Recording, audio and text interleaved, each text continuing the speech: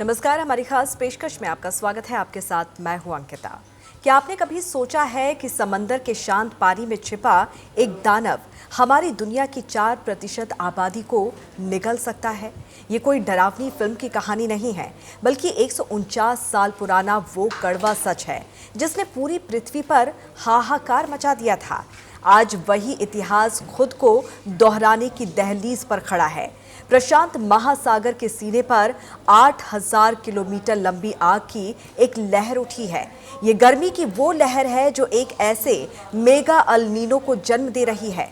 वैज्ञानिक डरे हुए हैं। अप्रैल की इस तपिश ने अभी से रिकॉर्ड तोड़ना शुरू कर दिया है और चेतावनी है कि 2026-27 में भारत समेत पूरी दुनिया महासूखे की आग में झुलस सकती है।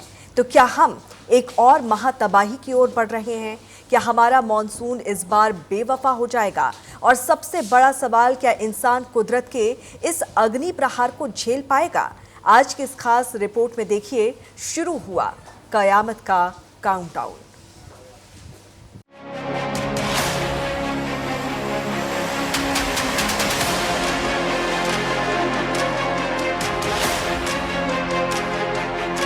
क्या आपको भी लग रहा है कि इस बार गर्मी कुछ ज्यादा ही जल्दी और ज्यादा ही खतरनाक तरीके से आ गई है? ये सिर्फ आपका वहम नहीं है। समंदर के भीतर एक ऐसी आग सुलग रही है जिसने वैज्ञानिकों की नींद उड़ा दी है। प्रशांत महासागर के सीने पर 8000 किलोमीटर लंबी आग की चादर बिछ चुकी है। ये कोई मामूली गर्मी नहीं है, बल्कि 149 साल पुराने उस नरसंहार की आहट है जिसने दुनिया की 4% आबादी का सफाया कर दिया था।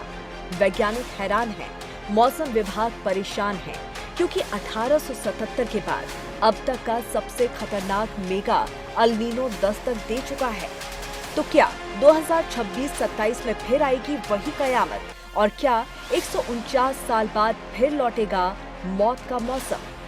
सवाल डराने वाले हैं, लेकिन सबसे बड़ा सवाल ये है कि समंदर में उठ रहे 8000 किलोमीटर लंबे आग के तूफान के पीछे की वजह क्या है?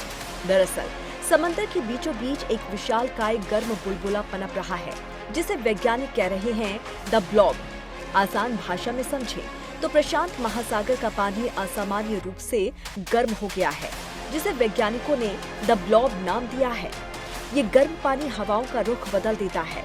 जब ये हवाएं भारत पहुंचती हैं, तो ये अपने साथ बारिश के बादल कम और झुलसाने वाली गर्मी ज्यादा लाती है।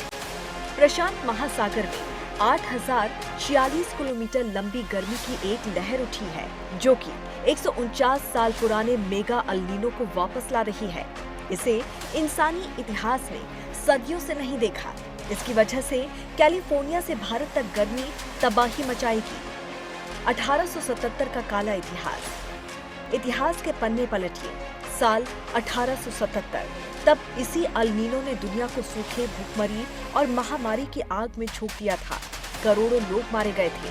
अब 2026 में ठीक वैसे ही आहट फिर से सुनाई दे रही है। खतरा बड़ा है, क्योंकि इस बार अल नीनो के साथ क्लाइमेट चेंज का जहर भी मिला हुआ है। तो भारत पर होगा अग्नि प्रहार, जानलेवा लू। 50 डिग्री के करीब पहुंच सकता है पारा। मॉनसून में धोखा, कम बारिश, सूखे का डर। भारत के लिए ये खतरे की सबसे बड़ी घंटी है। अप्रैल में ही दिल्ली, एनसीआर और राजस्थान तप रहे हैं। वैज्ञानिकों की चेतावनी है कि इस बार मॉनसून बेवफा हो सकता है। उत्तर पश्चिम भारत में सूखे का साया है, जो हमारी फसलों और खाने पर सीधा वार करेगा। इसका सीधा असर आपकी जेब पर पड़ेगा। अगर मॉनसून कमजोर रहा तो चावल, दाल, सब्जियों के दाम आसमान छुएंगे। शहरों में पानी की किल्लत होगी और गांवों में खेती पर संकट गहराएगा। उत्तर भारत में तो अप्रैल से ही पारा 40 डिग्री पार कर गया है, जो इशारा है कि आने वाले महीने और भी मुश्किल भरे होंगे। लेकिन सिर्फ इसका असर भारत ही नहीं, पूरी दुनिया में देखने को मिलेगा। ऑस्ट्रेलिया, अफ्रीका, भयंकर सूखा और जंगलों की आग।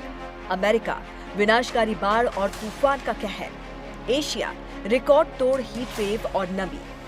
वैज्ञानिक कह रहे हैं कि 2026 और 27 रिकॉर्ड तोड़ गर्म होने वाले हैं। ऐसे में हमें अभी से संभलना होगा। पानी की बर्बादी रोकनी होगी और सरकार को सूखे से निपटने के लिए कड़े कदम उठाने होंगे, क्योंकि प्रकृति हमें चेतावनी दे रही है और इस बार ये चेतावनी बहुत बड़ी है। ये सिर्फ एक हॉट समर नहीं, बल्कि एक आर्थिक और स्वास्थ्य आपातकाल जैसी स्थिति हो सकती है। तो बचने के तरीके अभी से अपनाने होंगे।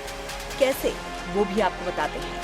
कुदरत हमें सबसे बड़ी चेतावनी दे रही है। प्रशांत महासागर की ये 8000 किलोमीटर लंबी तपिश सिर्फ वैज्ञानिकों का डेटा नहीं है, बल्कि हमारे भविष्य पर मंडराता संकट है। 149 साल पहले दुनिया ने जो कीमत चुकाई थी, आज तकनीक के दौर में भी हम उससे सुरक्षित नहीं हैं। अगर वक्त रहते पानी, पर्यावरण और खेती को बचाने के ठोस कदम नहीं उठाए गए, तो 2026 की ये गर्मी इतिहास के सबसे काले अध्यायों में गिनी जाएगी। अब सवाल ये नहीं है कि गर्मी कितनी होगी, सवाल ये है कि क्या हम इस महातबाही का सामना करने के लिए तैयार हैं।